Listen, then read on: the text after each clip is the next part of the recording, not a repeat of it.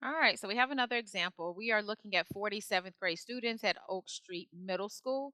They conducted a fundraiser, and the number of items that each student sold are shown in the stem and leaf plot.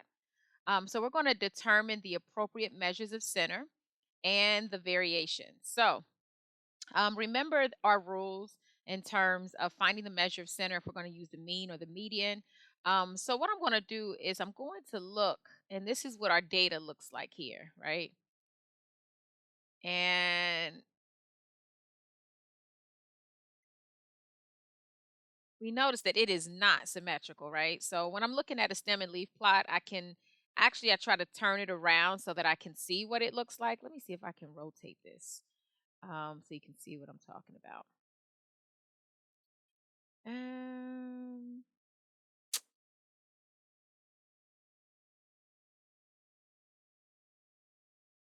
yeah, I can. Okay.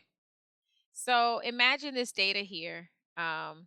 And so our data, if we went down the middle, we noticed that there is like no measure of center, right? So we're going to say that this is asymmetrical or skewed or um, it's not symmetrical for sure. So what I'm going to do is I'm going to use what we know about finding our measure of center. In this example, because it is not symmetrical, our measure of center should be the median. So I'm going to put a median here. And if we're using the median, remember it's not symmetrical.